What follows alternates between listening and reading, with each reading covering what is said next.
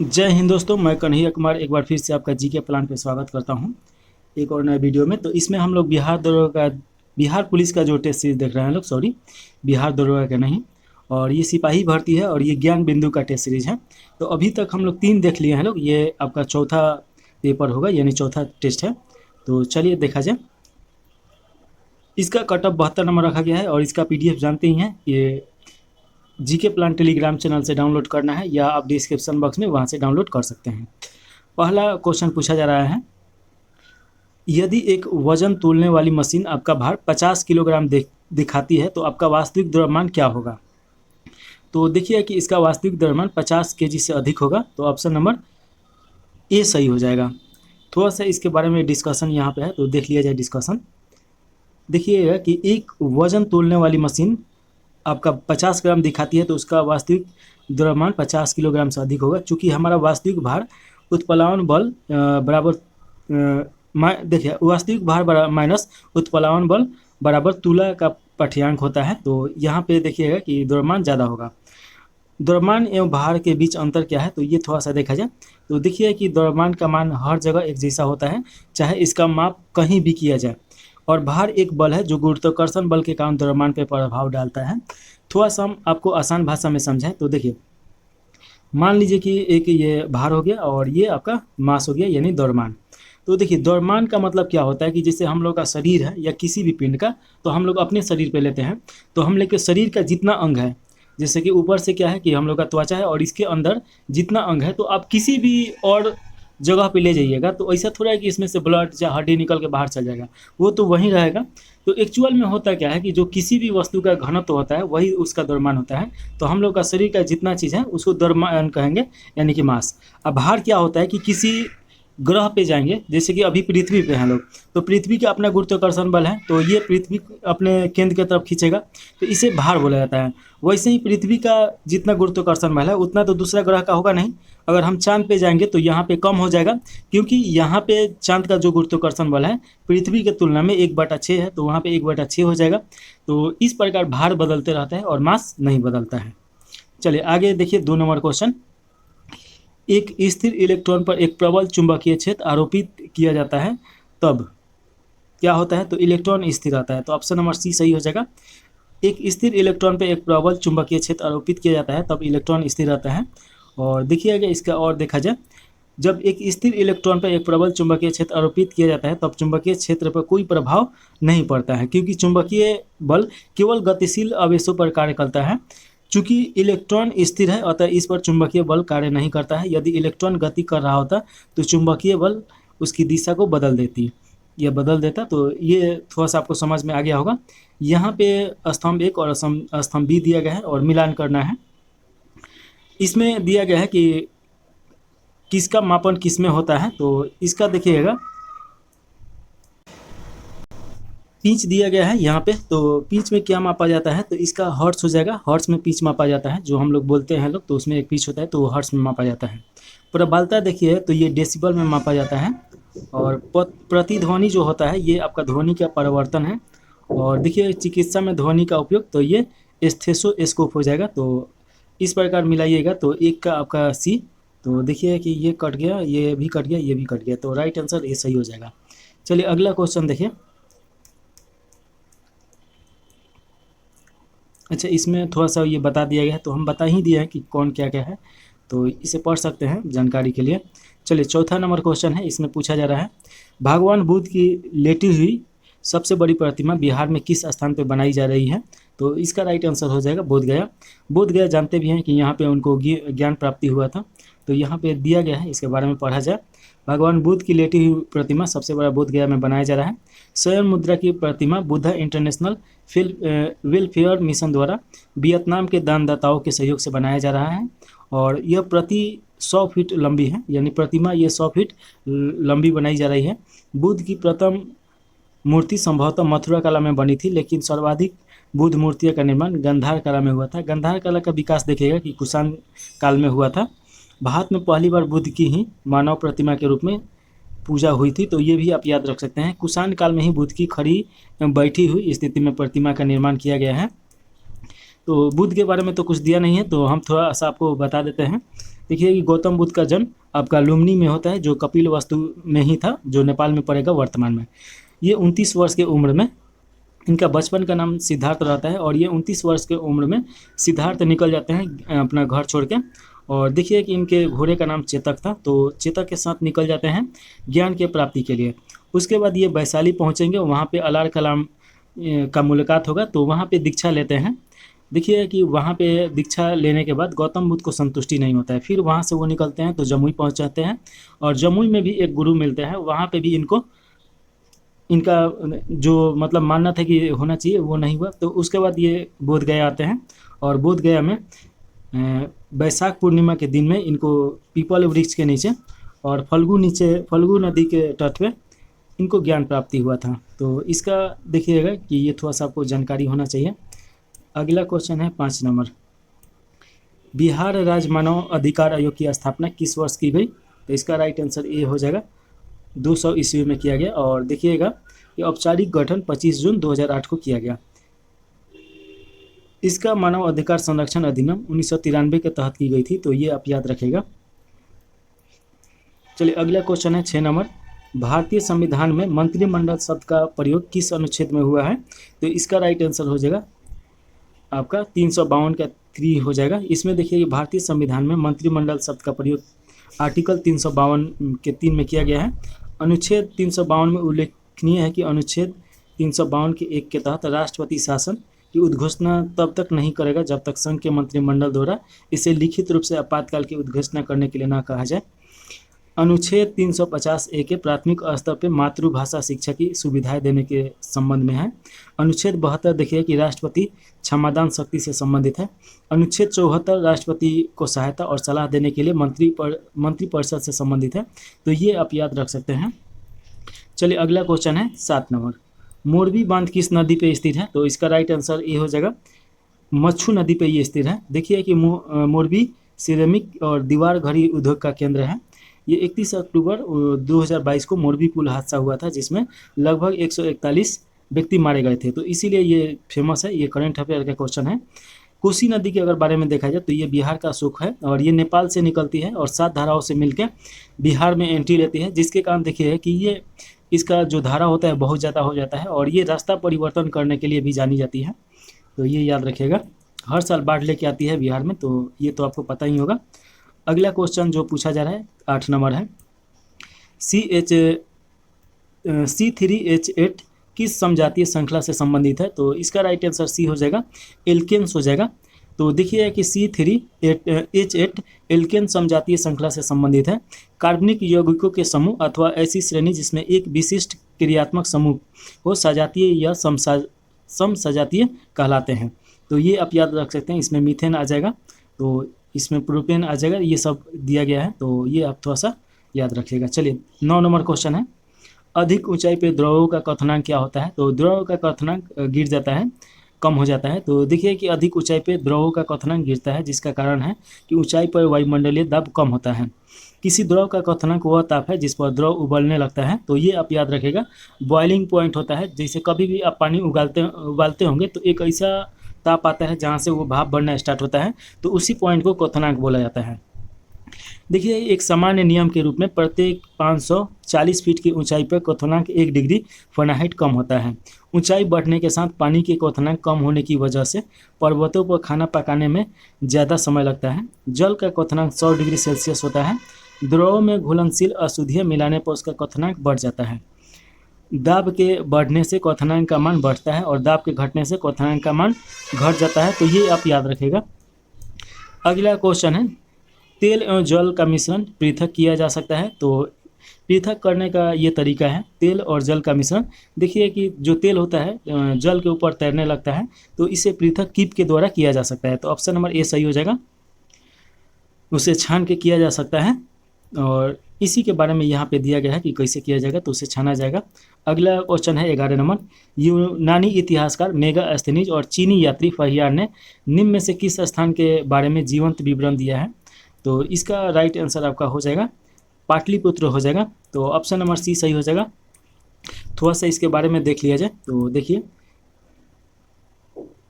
यूनानी इतिहास का मेगास्थनीज और चीनी यात्री फहियान ने पाटलिपुत्र के बारे में बताया है। मेगास्थनीज यूनानी शासक सेल्यूकस निकेटर का दूत था, जो 315 ईस्वी में चंद्रगुप्त मौर्य के दरबार में पहुंचा था। इसने तत्कालीन मौर्य साम्राज्य तथा पाटलिपुत्र नगर का वर्णन अपनी किताब इंडिका में किया है तथा पाटलिपुत्र को पोलीब्रोथा बोला है, तो ये आप याद रखेगा। मेगास्थनीज के अनुसार पाटलिपुत्र नगर भारत का सबसे बड़ा नगर था, जो देखिएगा कि 9.5 मील लंबा और 1:6/4 मील चौड़ा था। फहियान एक चीनी यात्री था जो चंद्रगुप्त द्वितीय के शासनकाल में आया था और बौद्ध ग्रंथ की खोज में भारत आया था, तो ये याद रखेगा। इसने वैशाली पाटलिपुत्र की यात्रा की तथा वृत्तांत को लिखा, और ये तुरंत देखिए कि इस वृत्तांत का क्या नाम है, तो फोक क्यों की नाम है, तो ये आप याद रख सकते हैं। इसने पाटलिपुत्र के राजप्रसाद की भव्यता और सुंदरता को देखकर बताया कि यह मानव द्वारा नहीं बल्कि देवताओं द्वारा निर्मित है। इसने विलियम व्यवस्था में कौड़ियों के प्रचलन का उल्लेख किया है, तो ये आप याद रख सकते हैं। विनिमय व्यवस्था यानी कि व्यापार। अगला क्वेश्चन है, रूस में ड्यूमा का गठन हुआ था, तो ड्यूमा क्या है, तो थोड़ा सा इसके बारे में देखा जाएगा। लेकिन ड्यूमा का गठन 1905 में हुआ था। देखिए कि ड्यूमा रूसी साम्राज्य में विधायी शक्ति का पहला प्रतिनिधि निकाय बनाया गया था। यह निचले सदन का गठन करता था। ड्यूमा की स्थापना जार निकोलस द्वितीय के द्वारा 30 अक्टूबर 1905 में किया गया था। ड्यूमा के प्रमुख कार्य शक्ति हैं संघीय संविधान और संघीय कानून को अपनाना, रूसी सरकार की गतिविधियों पर नियंत्रण, केंद्रीय बैंक, लेखा चैम्बर और मानव अधिकारों पर उच्च युक्त के प्रमुख की नियुक्ति, माफी की घोषणा और अंतर्राष्ट्रीय संसदीय सहयोग के मुद्दे का निपटारा। वर्ष 1917 में ड्यूमा को बर्खास्त कर दिया गया, तो ये आप याद रखेगा। वर्ष देखिए प्रथम विश्व युद्ध के साथ साथ 1917 में रूसी क्रांति भी शुरू हो गई। जार द्वारा ड्यूमा के प्रमुख दलों से सलाह लेने से इनकार के कारण इसने रूसी जनता का समर्थन खो दिया और इसलिए ड्यूमा बर्खास्त हो गया, तो ये आप याद रख सकते हैं। 13 नंबर क्वेश्चन पूछा जा रहा है, बिहार में कुंवर सिंह ने अंग्रेजों से कब युद्ध किया और जिसमें वह असफल रहे, तो इसका राइट आंसर थोड़ा सा डेट है तो कन्फ्यूजन है, तो देख लिया जाए। इसका राइट आंसर आपका सी दिया गया है, तो देख लीजिए 2 अगस्त 1857 हो जाएगा। देखिए कि 1857 के क्रांति के बारे में हम अगर बताएं तो ये भारत में सबसे बड़ा विस्तृत और सबसे पहली बार ये क्रांति माना जाता है। पहला स्वतंत्रता आंदोलन भी माना जाता है। तो देखिए कि 13 चलिए यहाँ पे इसके बारे में दिया होगा, नहीं दिया होगा तो हम बताएंगे। नहीं दिया है तो इसके बारे में हम बता देते हैं। 1857 की क्रांति आरा में कुंवर सिंह का अधिकार था, वहाँ पे ये जमींदार थे, तो ये याद रखेगा। और दूसरा प्रयास देखिएगा कि मैं आरा पे अधिकार के लिए अंग्रेजों का पहला प्रयास विफल रहा। दूसरा प्रयास मेजर बिसेंट आयर के नेतृत्व में ही इसने बीबीगंज की लड़ाई में कुंवर सिंह को हरा दिए, तो ये याद रखेगा। अब थोड़ा सा 1857 की क्रांति बताते हैं। देखिए कि 10 अप्रैल याद रखेगा 1857। यहाँ पे एक भ्रांतियाँ फैल जाता है। एक राइफल आता है जिसका नाम रहता है इनफील्ड, तो ये राइफल का नाम याद रखेगा इनफील्ड राइफल था। तो इसमें एक किट हुआ करता था जो कि प्लास्टिक का था, और प्लास्टिक का किट होने के कारण उसको मुंह से काटना पड़ता था, दांतों से। तो यहाँ पे भ्रांतियाँ फैला दिया गया। अब किसके द्वारा फैला ये पता नहीं है, लेकिन भ्रांतियाँ फैला गया कि वो गाय या सुअर के चर्बी से बना है, जिसके कारण हिंदू और मुस्लिम संयुक्त जो सेना था लोग, ये सभी इसका संयुक्त रूप से विरोध करना स्टार्ट किया लोग। इसी क्रम में देखिएगा कि मेरठ एक जगह है, और मेरठ में देखिएगा 10 अप्रैल को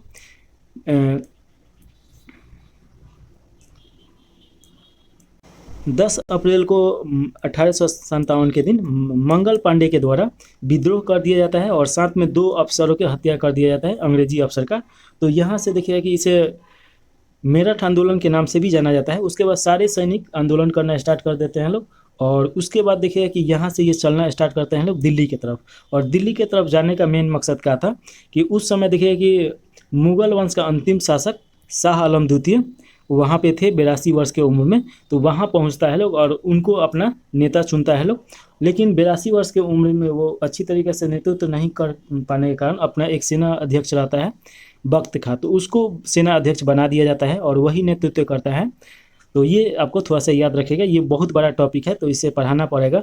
चलिए अगला क्वेश्चन है 14 नंबर। तो देखा जाए NFSA से क्या तात्पर्य है। तो NFSA तात्पर्य है आपका राष्ट्रीय खाद्य सुरक्षा अधिनियम। देखिएगा कि इसका तात्पर्य है राष्ट्रीय खाद्य सुरक्षा अधिनियम, नेशनल फूड सिक्योरिटी एक्ट। यह अधिनियम 2013 में पारित किया गया था। इस अधिनियम के तहत पात्र लोगों को सब्सिडी वाले खाद्यान्न मिलते हैं। और देखिए कि परीक्षा उपयोगी तथ्य यहाँ पे दिया गया है। सरकार द्वारा खाद्य सुरक्षा हेतु शुरू किए गए विभिन्न कार्यक्रम हैं, जिसमें सार्वजनिक वितरण प्रणाली यानी पीडीएस ये 1947 में शुरू की गई थी। और देखिए कि सार्वजनिक वितरण प्रणाली विश्व में सबसे बड़ी वितरण प्रणाली है। उसके बाद लक्षित सार्वजनिक वितरण प्रणाली ये 1997 में शुरू किया गया था। ये गरीबों में गरीब व्यक्तियों को दिया जाता था। एक राष्ट्र एक राशन कार्ड ये योजना शुरू किया गया था। और अंत्योदय अन्न योजना 25 दिसंबर 2020 को शुरू किया गया। प्रधानमंत्री पोषण अन्न योजना ये 1995 में आया, फिर 2022 में बदल के प्रधानमंत्री पोषण अन्न योजना किया गया। तो ये सब आप याद रखिएगा। राज्य खाद्य सुरक्षा सूचकांक 2023-24 में बिहार का स्थान 21वां है और केरल का स्थान पहला है। उत्तर पूर्वी राज्यों में प्रथम स्थान पे नागालैंड है। तो ये थोड़ा सा आप याद रखिएगा, यहाँ से क्वेश्चन आते रहता है।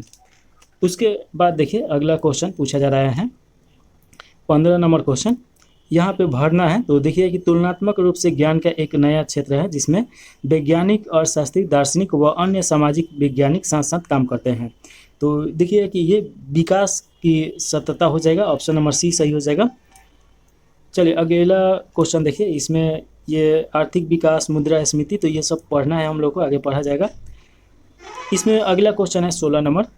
दी गई आकृति में ए बी और सी डी और ये कोण बराबर ए पी क्यू बराबर 60 दिया गया है और कोण बी पी आर बराबर 30 डिग्री दिया गया है। तो कोण एक्स वाई जेड का और एफ का मान बताना है। तो यहाँ पे देखिए कि ये दे दिया गया है और यहाँ पे बना भी दिया गया है। तो इस प्रकार देखिएगा कि इसका राइट आंसर आपका ए हो जाएगा और यहाँ पे बना दिया गया है। तो इसमें हम समझाएंगे क्या, आप देख के समझ लीजिए। चलिए अगला क्वेश्चन है 17 नंबर। यदि 15 किताबों का क्रय मूल्य 20 किताबों के विक्रय मूल्य के बराबर है तो प्रतिशत हानि क्या होगा। तो इसका राइट आंसर 25% हानि हो जाएगा, ऑप्शन नंबर डी सही है। देख लीजिए यहाँ पे आंसर। चलिए अगला क्वेश्चन है, डेल्टा प्रदेश में उच्च भागों में पुरानी कॉप मृदा किस नाम से जानी जाती है। तो ये बांगर के नाम से जाना जाता है और जो नाया होता है उसे खादर के नाम से जाना जाता है। तो देखिए कि डेल्टा प्रदेश उच्च भागों में पुरानी कप मृदा को बांगर के नाम से जाना जाता है। डेल्टा प्रदेश में जलोढ़ मृदा पाई जाती है। यह मृदा नदियों के द्वारा ऊपरी भाग से निचले भाग में बहने के दौरान किए गए अपरदन के कारण वहाँ पे जलोढ़ मृदा का निर्माण होता है और इसे 2 भागों में बांटा जाता है। थोड़ा सा हम आपको आसान भाषा में बताएं तो मान लीजिए कि देखिए ये आपका पर्वत श्रृंखला हो जाएगा, जैसे कि ये पर्वत श्रृंखला है और यहाँ से अगर कोई नदी निकल रहा है तो ये नदी आएगा समतल भाग में। तो नदी आते समय उसमें जंगल उंगल, खरपतवार, पेड़ पौधा, ये बहुत सारा उसमें गिरेगा और सड़ेगा, गलेगा। तो उसके बाद पर्वत से टकराएगा तो पर्वत को भी छोटा छोटा कणों में तोड़ के लेके आता है और उसमें बहुत ज़्यादा खनिज होता है ये सब में। तो ये जब लेके आता है और जब किसी नदी के मुहासा में ये प्रवेश करता है उसके पहले ये जितना गाद होता है ऊपर ही छूट जाता है और वहाँ पे मिट्टी का निर्माण होता है। तो इसी को डेल्टा मिट्टी बोला जाता है और ये बहुत ज़्यादा उपजाऊ होता है। और जो प्राचीन काल में ऐसा बना था उसे बांगर, और जो नया बना है उसे भागर के नाम से जाना जाता है, खादर के नाम से, सॉरी।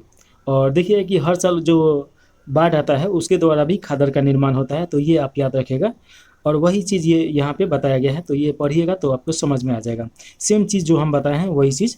चलिए 19 नंबर क्वेश्चन है, संविधान के किस संशोधन ने राष्ट्रपति को मंत्रिमंडल की राय मानने के लिए बाध्य कर दिया। तो इसका राइट आंसर भी हो जाएगा 42वां संविधान संशोधन हो जाएगा। देखिए कि 42वें संविधान संशोधन राष्ट्रपति को मंत्रिमंडल की राय मानने के लिए बाध्य कर दिया। हालांकि 44वां संविधान संशोधन अधिनियम 1978 के माध्यम से देखिएगा कि 74वां जो अनुच्छेद है उसमें 1 में संशोधन कर राष्ट्रपति की शक्ति दी गई है। ये बताया गया है कि राष्ट्रपति प्रधानमंत्री का नियुक्ति करेगा और प्रधानमंत्री के लिए मंत्रिपरिषद होगा, उसका भी नियुक्ति प्रधानमंत्री के सलाह पे करेगा। तो ये याद रखेगा। और आर्टिकल 111 देखिएगा कि विधेयक के बारे में बताया गया कि राष्ट्रपति अपने पास 3 विकल्प रख सकते हैं। एक, सहमति दे सकते हैं, अपनी सहमति को सुरक्षित रख सकते हैं, विधेयक को पुनः विचार के लिए संसद में वापस भेज सकते हैं। चलिए अगला क्वेश्चन है 20 नंबर, भारतीय संविधान की 8वीं अनुसूची में कितनी भाषाएं हैं। तो 8वां अनुसूची भाषा से संबंधित है और इसमें 22 भाषा को शामिल किया गया है। मूल रूप से देखिए कि 8वां अनुसूची में 14 भाषा था, उसके बाद देखिए 21वां संविधान संशोधन अधिनियम 1967 के तहत सिंधी को 8वीं अनुसूची में जोड़ा गया है। और इसके अलावा भी 3 भाषा अभी जोड़ने का ये चल रहा है, तो वो करेंट अफेयर में हम लोग पढ़ेंगे लोग। चलिए इसके बाद अगला क्वेश्चन है 21 नंबर। अप्रैल 2024 में वाराणसी की कौन सी मिठाई को जीआई टैग मिला? तो ये तिरंगा मिठाई हो जाएगा। तो ऑप्शन नंबर ए सही है। ये करेंट अफेयर हम लोग को नहीं पढ़ना है क्योंकि ये पूछा जा चुका है, तो अब पूछने का तो बहुत कम सब ये चांसेज हैं। अगला क्वेश्चन है, निम्न में से किन दो देशों के मध्य संयुक्त सैन्य अभ्यास शक्ति 7 2024 का आयोजन किया गया है उमरई मेघालय में? तो इसका राइट आंसर सी हो जाएगा, फ्रांस और भारत हो जाएगा। अगला क्वेश्चन है, देखिएगा थोड़ा सा ये आपने दिया गया है कि शक्ति जो अभ्यास है ये भारत और फ्रांस के बीच होता है, और वरुण अभ्यास भी भारत और फ्रांस के बीच में होता है, गरुड़ अभ्यास भी भारत और फ्रांस के बीच में होता है। तो ये सभी याद रखेगा। बिहार के संदर्भ में मिशन दक्ष निम्नलिखित में से किस क्षेत्र से संबंधित है? तो इसका राइट आंसर हो जाएगा शिक्षा से संबंधित है। तो देखिएगा कि यहाँ पे मिशन दक्ष बिहार सरकार द्वारा सरकारी स्कूलों में छात्रों के शैक्षणिक प्रदर्शन को बेहतर बनाने के लिए शुरू किया गया एक कार्यक्रम है। कार्यक्रम का लक्ष्य शैक्षणिक रूप से संघर्ष कर रहे छात्रों को विशेष कक्षीय प्रदान करके स्कूल छोड़ने की दर को कम करना है। यह कार्यक्रम 1 दिसंबर 2023 को शुरू किया गया, तो ये याद रखेगा। इस कार्यक्रम में कक्षा 3 से 8 तक के लगभग 25 लाख विद्यार्थी को शामिल किया गया है। और देखिएगा कि इस कार्यक्रम का उद्देश्य प्रति शिक्षक छात्रों की संख्या 5 तक सीमित करके छात्रों पर व्यक्तिगत ध्यान देना है। यदि पर्याप्त शिक्षक नहीं है तो मदद के लिए हाई स्कूलों के शिक्षक को बुलाया जा सकता है। यह कार्यक्रम में दोपहर में भोजन के बाद हिंदी, गणित और अंग्रेजी की विशेष कक्षाएं शामिल है। राज्य में 60,000 से अधिक स्कूलों में कक्षाएं अपराह्न 3:30 से लेकर 4:30 बजे के बीच आयोजित की जाती है, तो ये आप याद रखेगा। जिला मजिस्ट्रेट के नेतृत्व में जिलावार निगरानी समिति का कार्यक्रम भी निगरानी करता है, तो ये भी आप याद रख सकते हैं। चलिए अगला क्वेश्चन देखिए 24 number. Read the sentence carefully and the select from the option given below what type of the part of speed the underline word the belong. तो यहाँ पे दिया गया है द हर्ट माई सेल्फ, तो इसका क्या हो जाएगा? तो इसका राइट आंसर हो जाएगा रिफ्लेक्सिव प्रोनाउंस। तो ऑप्शन नंबर सी आपका सही है। चलिए अगला क्वेश्चन है 25 नंबर। हम्मुराबी की विधि संहिता किस सभ्यता की देन है? तो इसका राइट आंसर सी हो जाएगा, बेबीलोनिया हो जाएगा। तो हम्मुराबी की विधि संहिता बेबीलोनिया की सभ्यता से संबंधित है, और ये देखिए कि ये संहिता 282 कानूनों का एक समूह है। तो इसके बारे में पढ़ना है तो पढ़ सकते हैं, लेकिन इसके अंदर तो ये क्वेश्चन नहीं पूछेगा। लेक्स टेलिनियस के नाम से जाना जाता है, तो ये उतना इम्पोर्टेंट नहीं है। चलिए अगला क्वेश्चन है, ईश्वर के अमूर्त की पूजा डैश कहा जाता है? तो निर्गुण भक्ति बोला जाता है अमूर्त पूजा जो किया जाता है। तो ऑप्शन नंबर सी सही हो जाएगा। ईश्वर की अमूर्त की पूजा निर्गुण भक्ति है। इस भक्ति के अंतर्गत ईश्वर की पूजा निराकार रूप में किया जाता है। इस भक्ति में देखिए कि ईश्वर के किसी रूप या गुण की विशेषता नहीं मानते हैं, तो ये आप देख लीजिए। इसके बाद 27 नंबर क्वेश्चन है, ओपन ऑफिस स्प्रेडशीट में निम्नलिखित में से कौन सब बट एनीमिया टूल्स नहीं है? तो थोड़ा सा इसमें देखा जाए 27 का, इसका राइट आंसर सी हो जाएगा। ओपन ऑफिस पेंडेंट यानी ट्रैक चेंज नहीं है, तो ऑप्शन नंबर ए सही हो जाएगा।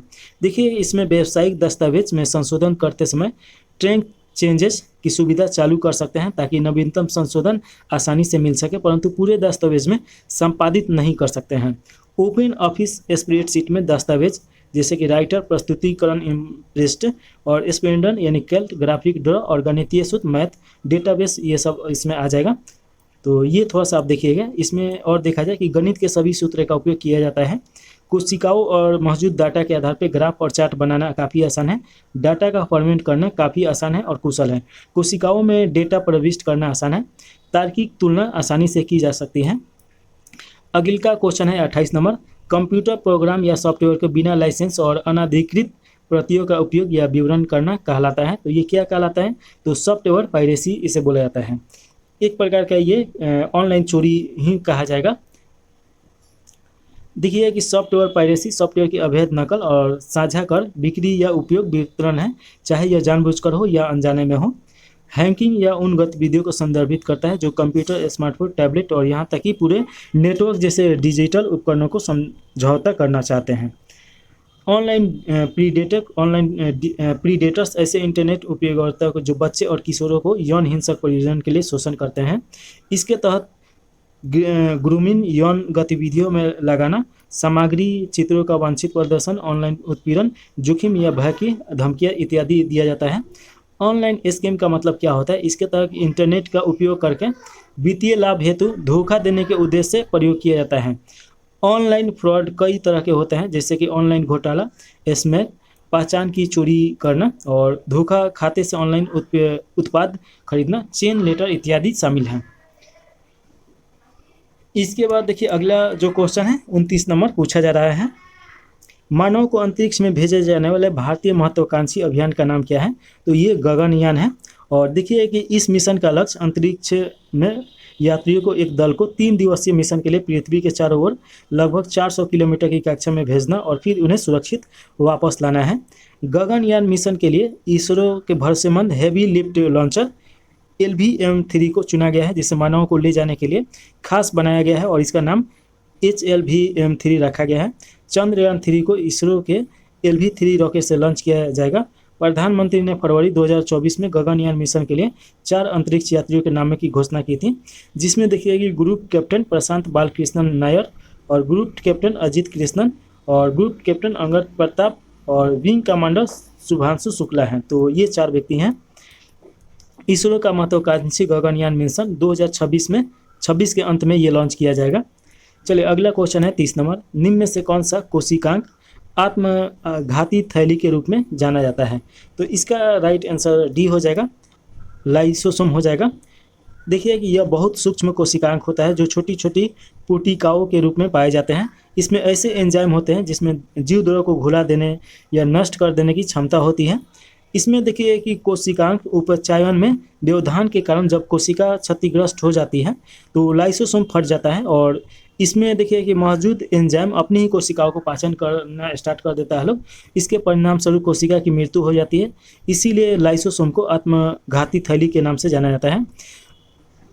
यह अंतः कोशिकीय पदार्थों को साफ करता है। इसकी खोज देखिएगा कि क्रिस्टन डी डुब्रोक के द्वारा 1955 ईस्वी में किया गया था। चलिए अगला क्वेश्चन है 31 number, complete the following sentence by the choosing the right conjunction. तो यहाँ पे क्या हो जाएगा? तो देखिए कि he listened to the me pertinently thought he has angry. तो ऑप्शन नंबर ए सही हो जाएगा। चलिए अगला क्वेश्चन देखिए 31 के बाद 32 नंबर, इसमें भी इंग्लिश से है। Read the sentence given below and choose the correct option to fill in the blank. तो यहाँ पे क्या आएगा? तो देखिएगा कि ये प्रीपोजिशन यहाँ पे दिया गया है, we have no article breakfast और एट द नाइट। तो ऑप्शन नंबर आपका डी सही हो जाएगा।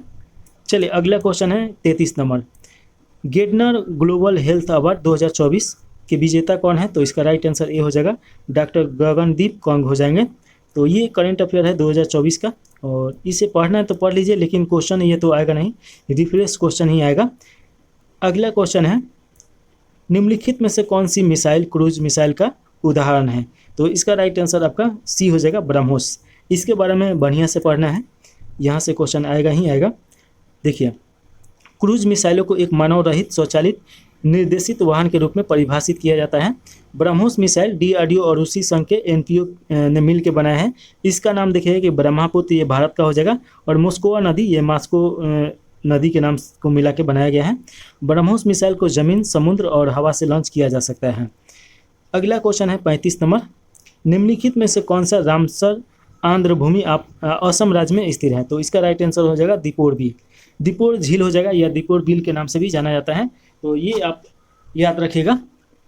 रामसर कन्वेंशन 2002 में दीपोर बील को रामसर साइट में घोषित किया, तो ये आपको याद होना चाहिए।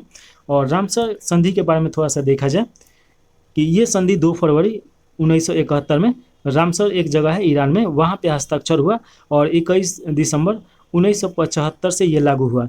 भारत ने रामसर संधि फरवरी 1982 में हस्ताक्षर किया। प्रत्येक 2 फरवरी को देखिए कि आंध्र भूमि दिवस के रूप में मनाया जाता है। 2 फरवरी 2025 को 4 नए रामसर स्थल जोड़े गए हैं, जिसमें सकाई कोटा पक्षी अभयारण्य तमिलनाडु हो जाएगा और थिरंग थंगल पक्षी अभयारण्य तमिलनाडु, खेचे ओपारी आंध्रभूमि सिक्किम का पहला आंध्रभूमि है, तो ये इम्पोर्टेंट है। उधवा झील ये झारखंड हो जाएगा। भारत में अब तक देखिएगा कि 89 रामसर साइट है। चलिए अगला क्वेश्चन देखिए, 36 नंबर है। 5 cosec square theta minus 5 कॉटेक 2 theta बराबर क्या हो जाएगा? तो इसका राइट आंसर ए हो जाएगा, 5 आ जाएगा। यहाँ पे बना दिया गया है, तो देख लीजिए। अगला क्वेश्चन है 37 नंबर।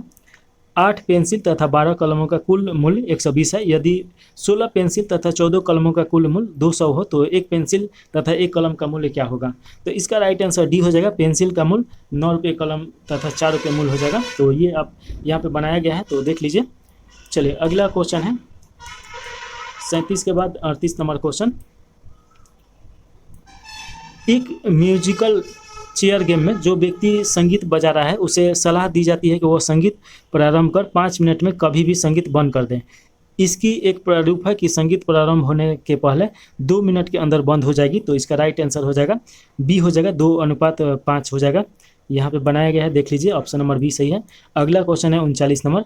बैलाडीला प्रसिद्ध है, तो बैलाडीला देखिएगा कि लौह अयस्क के लिए प्रसिद्ध है, तो ऑप्शन नंबर ए सही हो जाएगा। बैलाडीला क्षेत्र छत्तीसगढ़ में है, छत्तीसगढ़ के बस्तर जिले में पड़ेगा, जहां हेमेटाइट अयस्क के 14 निक्षेपों की खोज की गई है। भारत में देखिए, भारत में मुख्यतः 4 प्रकार के लोहे पाए जाते हैं। लौह अयस्क, लौह अयस्क का मतलब क्या होता है कि कच्चा माल होता है और उसी से एक प्रोसेस के द्वारा पाया जाता है कोई भी मटेरियल, तो ये लोहा का अयस्क है। मैग्नेटाइट, हेमेटाइट, लिग्नेटाइट और सिरेडाइट। मैग्नेटाइट सर्वोत्तम किस्म का ये लौह अयस्क होता है जिसमें 60 से 72% लौह अंश पाया जाता है, तो ये याद रखेगा। हेमेटाइट लोहे की दूसरी सर्वोत्तम किस्म है, जो भारत का अधिकांश लोहा इसी प्रकार का है। यहाँ पे देखिएगा कि प्रमुख उत्पादक क्षेत्र दिया गया है। उड़ीसा में देखिएगा कि गुरु, महेशानी और बादाम पहाड़ी हो जाएगा। छत्तीसगढ़ में दली, राजरा, बल्डीला और दंतेवाला, बस्तर, बिलासपुर हो जाएगा। झारखंड में नोआमुंडी, पलामू, सिंदूरपुर हो जाएगा। कर्नाटक में बेलारी, सिमोगा और चित्रकूट और केंद्रमुख और बाबा बुदन की पहाड़ी हो जाएगा। आंध्र प्रदेश में वारंगल, कुर्नूल और रमला कोटा और नेलारू हो जाएगा, तो ये आप याद रखेगा। चलिए अगला क्वेश्चन देखिए, 40 नंबर क्वेश्चन है। 60 नंबर बोल रहे हैं। अगर कथन दिया है और उसका 2 कथन दिया है, सही विकल्प का चुनना है। तो देखिएगा कि इसमें पहला कथन पूछा जा रहा है, शिवालिक की तलहटी में भाबर प्रदेश का निर्माण पाया जाता है, तो ये तो एकदम सही है। लगभग 8 से लेकर 16 किलोमीटर का ये लंबाई है। उसके बाद दे रहा है कि नदियाँ पर्वतों से नीचे उतरते समय तलहटी में कंकड़ पत्थरों का निक्षेप करती हैं। देखिए कि यहाँ पे जो नदी आता है लोग, तो यहाँ पे जो तलछटी होता है यानी भाबर, तो वो छोटा छोटा कंकड़ का है, जिसके कारण नदी यहाँ पे विलुप्त हो जाता है लोग, नीचे से प्रवाहित होता है लोग उस कंकड़ के, और 8-10 किलोमीटर के बाद फिर से वो भूमि में आ जाता है लोग। तो इसका राइट आंसर ये भी है, ये भी है, तो इसका राइट आंसर ये हो जाएगा। दोनों कथन सही है और कथन 2 कथन 1 का सही व्याख्या है। चलिए इसके बाद देखिए कि जो हम बताए हैं वही पे यहाँ पे दिया गया है, तो आप पढ़ लीजिए एक बार। चलिए अगला क्वेश्चन है 41 नंबर। भारत की राष्ट्रीय जनसंख्या नीति के संदर्भ में निम्नलिखित में से कौन सा कथन सत्य है? तो इसका राइट आंसर बी हो जाएगा। 14 वर्ष की आयु तक के निःशुल्क एवं अनिवार्य शिक्षा का प्रावधान करता है, तो ऑप्शन नंबर बी सही है। ये देखिएगा, थोड़ा इसके बारे में देखा जाए। राष्ट्रीय जनसंख्या नीति 2000 ईस्वी में घोषित की गई और इस नीति के अनुसार 2045 तक जनसंख्या स्थिरीकरण का लक्ष्य रखा गया है। और देखिए कि राष्ट्रीय जनसंख्या नीति के महत्वपूर्ण विशेषता क्या है, तो 14 वर्ष की आयु तक स्कूली शिक्षा निःशुल्क और अनिवार्य बनाना तथा लड़कों और लड़कियों दोनों की स्कूल छोड़ने की दर को कम करना। देखिए देश में शिशु मृत्यु दर को घटाकर 1000 जीवित बच्चों पर 30 कर देना है, तो ये आप याद रखेगा। मातृ मृत्यु दर को प्रति 1 लाख जीवित जन्म पे 100 से कम होना चाहिए। और लड़कियों की दर शादी की प्रोत्साहन करना है।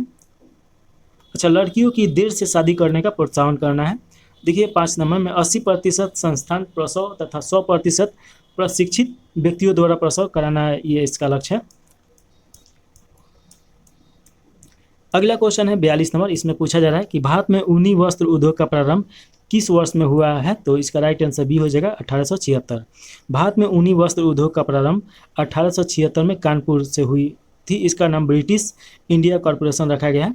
भारत में ऊनी वस्त्र की दूसरी मिल 1841 में धारावाल यानी पंजाब में शामिल की गई है। ऊनी वस्त्र के देखिए प्रमुख केंद्र यहाँ पे दिया गया है, तो पंजाब में देखिए कि धारीवाल, अमृतसर, लुधियाना और चंडीगढ़ है। महाराष्ट्र में देखिएगा कि यह सूती वस्त्र के लिए सबसे प्रथम स्थान पे आता है राज्यों में। और इसमें देखिए महाराष्ट्र में मुंबई, ठाणे, जलगांव, अंबरनाथ और अमरनेर हो जाएगा। उत्तर प्रदेश में देखिए कि कानपुर, मोदीनगर, शाहजहाँपुर और मिर्ज़ापुर, भदौरी हो जाएगा। सूती वस्त्र उद्योग की स्थापना 1818 में हुआ था। भारत में उर्वरक उद्योग की शुरुआत 1906 में तमिलनाडु के रानीपेट में हुई थी। यह सिंगल सुपर फास्फेट की पहली निर्माणकर्ता इकाई थी। आगे देखिए कि भारत की पहली औद्योगिक नीति 6 अप्रैल 1948 को तत्कालीन उद्योग और वाणिज्य मंत्री श्यामा प्रकाश प्रसाद मुखर्जी के द्वारा जारी किया गया था।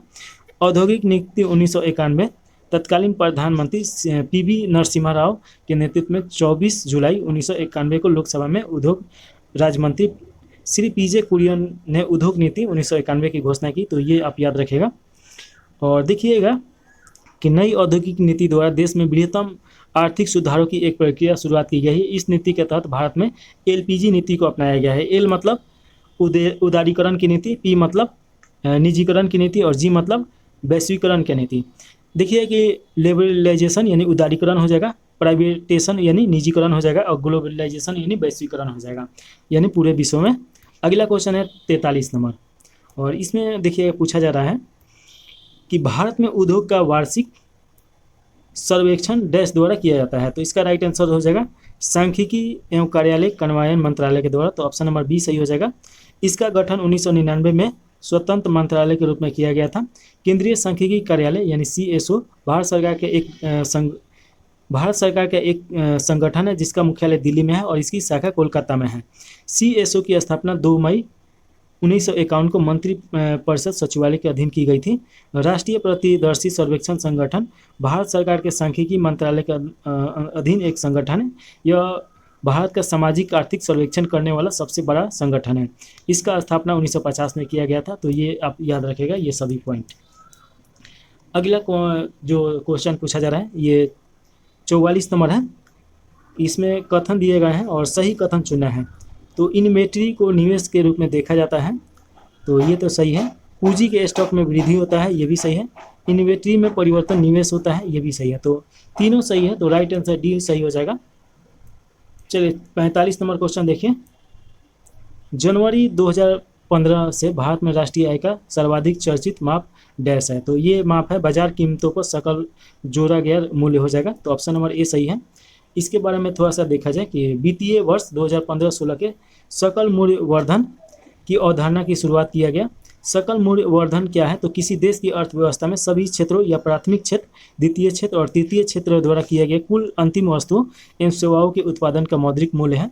बाजार कीमत पर सकल मूल्य वृद्धि GVAMP प्राथमिक बराबर प्राथमिक क्षेत्र में सभी उत्पादक इकाइयों एवं उद्यमियों द्वारा की गई सकल मूल्य और प्लस द्वितीय क्षेत्र में सभी उत्पादक इकाइयों और उद्यमियों की द्वारा सकल मूल्य वृद्धि, और देखिए प्लस में तृतीय क्षेत्र में सभी उत्पादक इकाइयों उद्यमियों की नई सकल मूल्य वृद्धि हो जाएगा। तो इसे आप पढ़ लीजिए। जब तक इसको हम पढ़ा नहीं देते हैं विस्तार में तब तक जो आदमी नहीं पढ़ा है उसको समझ में नहीं आएगा। तो अगला क्वेश्चन देखा जाए 46 नंबर। निम्नलिखित में से कौन सा पुल्लिंग शब्द है? तो यहाँ पे 4 ऑप्शन दिया गया है और इसमें पुल्लिंग शब्द बताना है। तो देखिए कि इसमें पुल्लिंग शब्द आपका पृथ्वी तो स्त्रीलिंग है और गायिका पूर्णिमा ये भी स्त्रीलिंग है। राइट आंसर डी हो जाएगा। ऑप्शन नंबर डी सही है। चलिए अगला 47 नंबर क्वेश्चन देखिए। इसमें इंग्लिश से क्वेश्चन पूछा जा रहा है। Which prefix can given word tag dash appear. तो इसका राइट आंसर बी हो जाएगा, डिस हो जाएगा। तो ये याद रखेगा। अगला 48 नंबर क्वेश्चन पूछा जा रहा है।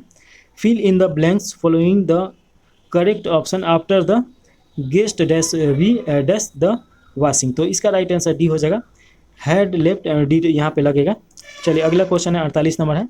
नीचे दी हुई आकृति को देखकर बैक्टीरिया का प्रकार पहचानिए। तो ये कौन सी बैक्टीरिया है? तो ये आपका स्ट्रेप्टोकोकस बैक्टीरिया हो जाएगा। तो ऑप्शन नंबर डी सही है। इसमें देखिए कि क्या क्या दिया गया है। तो देखिए सोना बैक्टीरिया एक ग्राम पॉजिटिव बैक्टीरिया का वंश है। यह एक क्लास्डिएसी परिवार का हिस्सा है और स्वर सोना बैक्टीरिया का आकार घनाकार होता है। इसमें देखिएगा कि स्टेफाइलोकोकस बैक्टीरिया भी एक ग्राम पॉजिटिव बैक्टीरिया है और यह अंगूर की गुच्छे की तरह दिखाई देती है। यह त्वचा खाद्य संक्रमण आदि का कारण बन सकता है। एस्पेरिलियस बैक्टीरिया की आकृति सर्पिली और घुमावदार होता है, इसलिए इस जीवाणु को सर्पिली बैक्टीरिया के नाम से भी जाना जाता है। यह जीवाणु जलीय वातावरण में पाया जाता है। आगे देखिए कि एस्टोकोटस एक ग्राम पॉजिटिव बैक्टीरिया है और इसे संक्रमण से स्ट्रेप थ्रोट, निमोनिया, मूत्र मार्ग में संक्रमण, त्वचा संक्रमण आदि हो सकता है, तो ये आप याद रखेगा। चलिए अगला क्वेश्चन देखा जाए।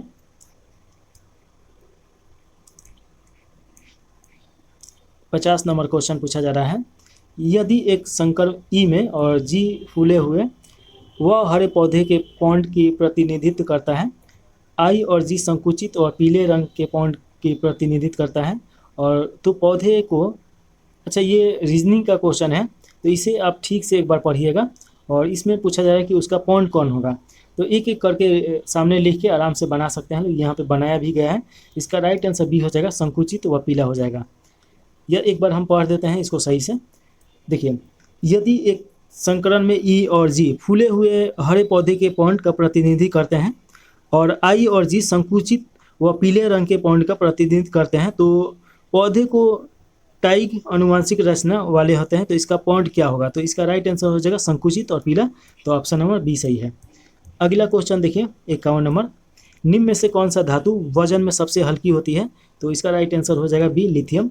यह सबसे कम घनत्व वाला ठोस पदार्थ है। यह अत्यधिक अभिक्रियाशील और ज्वलनशील होता है। इसका परमाणु संख्या 3 और परमाणु द्रव्यमान 7 होता है। लिथियम क्षारीय और दुर्लभ धातु है। इसे प्रथम वर्ग यानी IA में रखा गया है। सीसा उष्मा का कुचालक होता है। और देखिए कि गैलेना सेरुसाइट सीसा का अयस्क है। पारा एकमात्र धातु है जो साधारण तापमान पर तरल अवस्था में रहता है। पारा को क्विक सिल्वर के नाम से भी जाना जाता है। चांदी विद्युत का सबसे अच्छा चालक होता है। चांदी के बर्तन को वायु में खुला छोड़ देने पर Ag2S के कारण ये काला पड़ जाता है, तो ये आप याद रखेगा। अगला क्वेश्चन है 52 नंबर। मीराबाई किस काल की कवित्री हैं, तो देखिए कि ये भक्ति काल की कवित्री हैं। मीराबाई राजस्थान के राजघराने में जन्मी थी। यह 16वीं सदी में कृष्ण भक्ति और कवित्री थी। संत रविदास मीराबाई के गुरु थे, तो ये आप याद रखेगा। अगला क्वेश्चन 52 के बाद 53 नंबर। अच्छा, मीराबाई के बारे में दिया गया है यहाँ पे बहुत सारा, तो इससे पहले देख लिया जाए। हिंदी साहित्य को 4 युगों में यानी 4 कालों में विभाजित किया गया है। आदिकाल, जिसमें वीर गाथा सुनाया जाता है, जिसमें प्रमुख कवि चंद्रबरदाई हैं या जंगीनिक हैं, और एक भक्ति काल में बांटा गया है। तो आदिकाल, भक्ति काल, रीतकाल और आधुनिक काल। इसमें भक्ति काल में देखिए जो कवयित्री ये तुलसीदास, सूरदास आ जाएंगे जो भक्ति में विलीन रहते थे।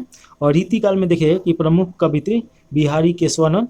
आधुनिक काल में अगर देखिएगा तो भारतेंदु हरिश्चंद्र और महावीर प्रसाद द्विवेदी, मैथिली गुप्त, महादेवी वर्मा, और ये सब ये आ जाएंगे। 1929 में आचार्य रामचंद्र शुक्ला ने हिंदी साहित्य का इतिहास का ग्रंथ लिखा था, तो ये आपका इंपॉर्टेंट क्वेश्चन हो जाता है, तो ये आप याद रखेगा।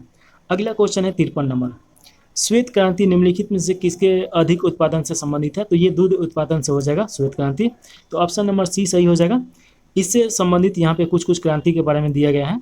इसकी शुरुआत 1970 में डॉक्टर वर्गीस कुरियन के द्वारा किया गया था, इसीलिए श्वेत क्रांति के पिता इन्हें बोला जाता है, तो ये आप याद रखेगा। अगला देखिएगा कि इसमें थोड़ा सा जो दिया गया है देख लिया जाए।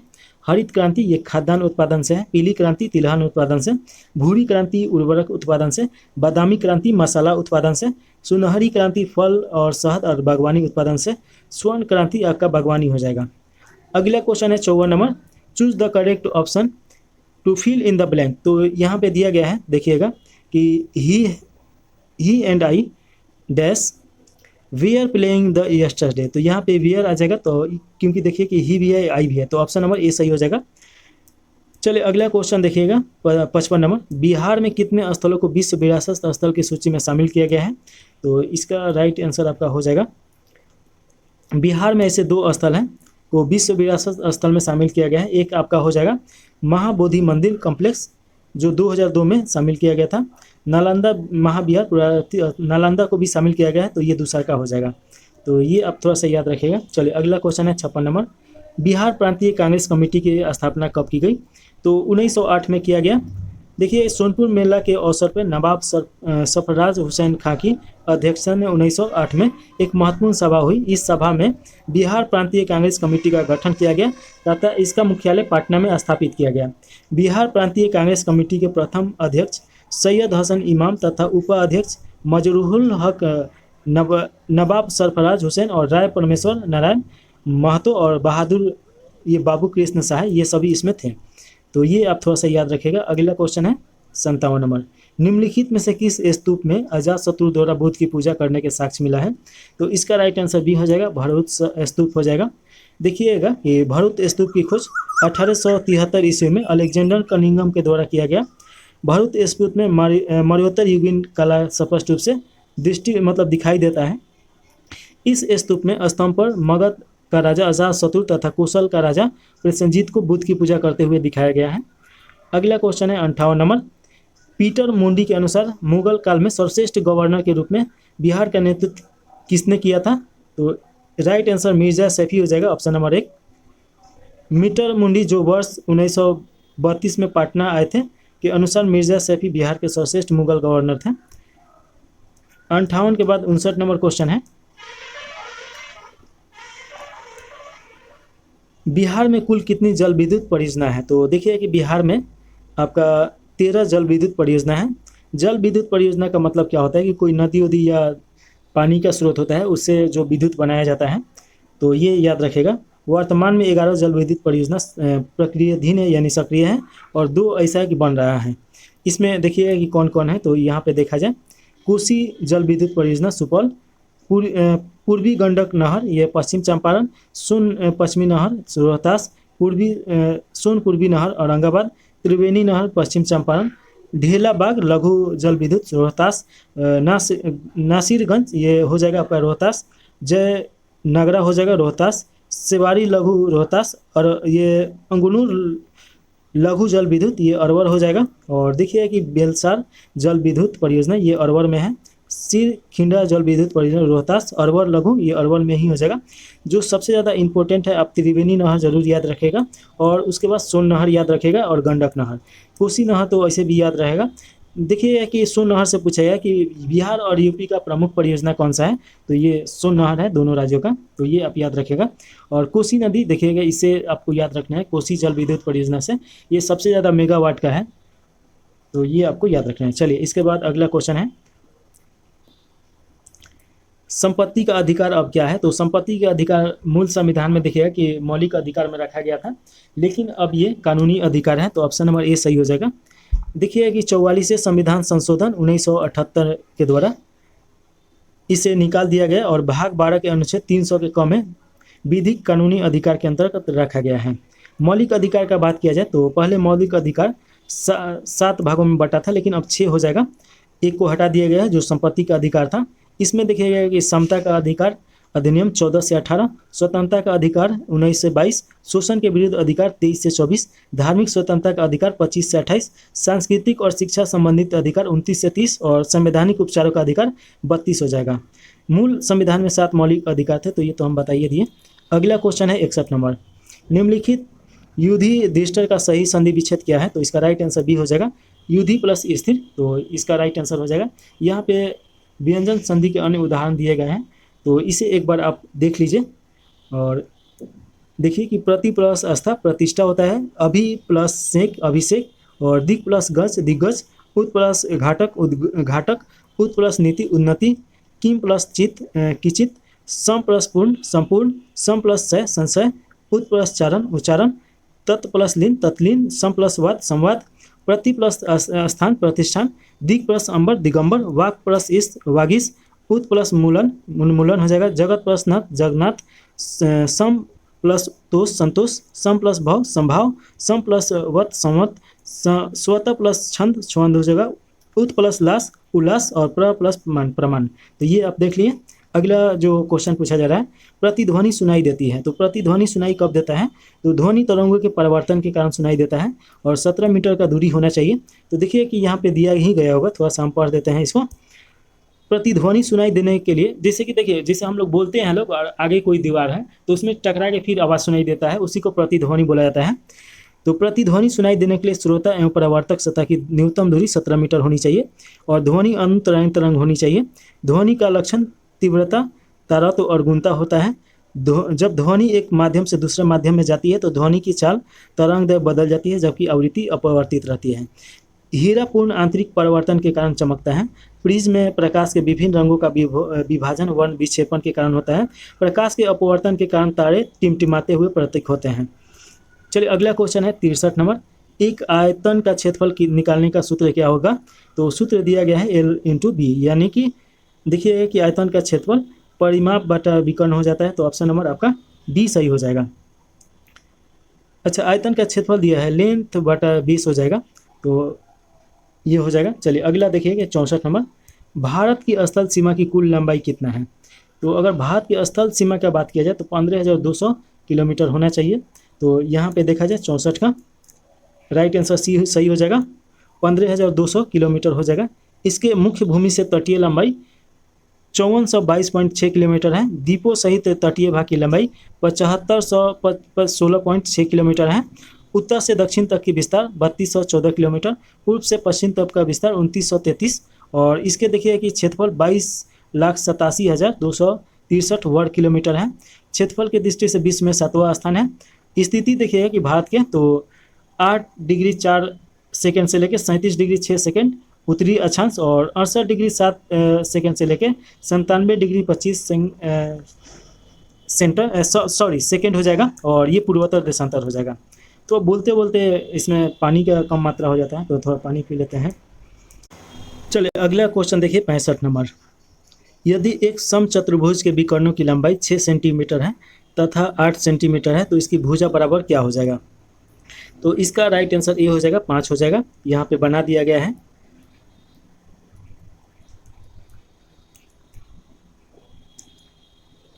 चलिए 66 नंबर क्वेश्चन देखिए। x + 1/x बराबर 2, तो x² + 1x² बराबर कितना हो जाएगा? तो इसका राइट आंसर 2 हो जाएगा। यहाँ पे देखिए कि ये सूत्र हो गया, और यहाँ पे फर्स्ट मेथड और उसके बाद सेकेंड मेथड के द्वारा बनाया गया है। तो ये देख लीजिए, दो तरीका से बनाया गया है। चलिए अगला क्वेश्चन है 67 नंबर। निम्नलिखित में से कौन सी संख्या श्रेणी में आती है? तो देखिए कि यहाँ पे 0 दिया गया है, फिर 0.15, 0.3, और उसके बाद इसी क्रम में देखिए कि ये आपका 0.6 हो जाएगा, तो ऑप्शन नंबर ए सही है। यहाँ पे देखिए कि इसमें गुना किया गया है तो इतना हुआ है, फिर इसमें गुना किया गया है 2 से, और सभी में 2 से गुना कराया गया है, तो ये एक क्रम चलते जा रहा है। रीजनिंग का क्वेश्चन है। इसके बाद देखिए 68 नंबर क्वेश्चन। विदेशी निवेश कहलाता है, तो इसे बहुराष्ट्रीय निगमों द्वारा किया गया निवेश इसे विदेशी निवेश कहलाएगा। बहुराष्ट्रीय निगमों द्वारा अर्थात एक फर्म या व्यक्ति द्वारा दूसरे देश में स्थित व्यावसायिक गतिविधियों में किया गया निवेश विदेशी निवेश कहलाता है। वित्त वर्ष देखिए कि 2024-25 की पहली 6 माही में सरकार के अनुसार 5 सबसे बड़ा विदेशी निवेशक देश भारत में इस प्रकार हैं। मॉरिशस पहले स्थान पे, सिंगापुर दूसरा का, अमेरिका तीसरा का, नीदरलैंड चौथा और जापान 5वां हो जाएगा। चलिए अगला क्वेश्चन है 69 नंबर। इसमें पूछा जा रहा है KMnO4 के मूलों की संख्या जो अम्लीय विलयन में फेरस ऑक्जेलेट के एक मूल के साथ पूर्ण रूप से क्रिया करने के लिए आवश्यक होती है, तो ये 3:5 हो जाएगा, ऑप्शन नंबर ए सही हो जाएगा। चलिए अगला क्वेश्चन देखिए। अच्छा, इसे पढ़ें, थोड़ा समझा दे क्या? चलिए इसको हम केमिस्ट्री में समझाएंगे, इसलिए कि यहाँ पे नहीं समझा पाएंगे। चलिए 70 नंबर क्वेश्चन है। अंतिम मौर्य शासक कौन था? तो अंतिम मौर्य शासक देखिए कि बृहद्रथ था, और इसका हत्या कर देता है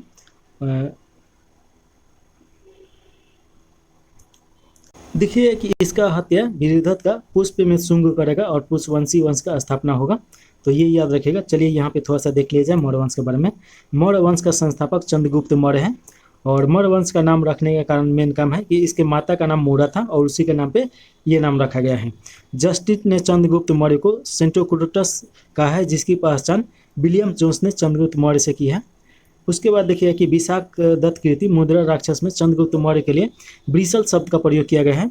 धनानंद को हराने में चाणक्य ने चंद्रगुप्त मौर्य की मदद की थी। कौटिल्य द्वारा लिखित पुस्तक, कौटिल्य यानी चाणक्य कहिए, विष्णुगुप्त कहिए, या ये कहिए चाणक्य कहिए, तीनों एक ही नाम है। अर्थशास्त्र में देखिएगा कि जिसका संबंध राजनीतिक शास्त्र से है, तो ये याद रखिएगा। चंद्रगुप्त ने 305 ईसा पूर्व में सेल्यूकस निकेटर को हराया था।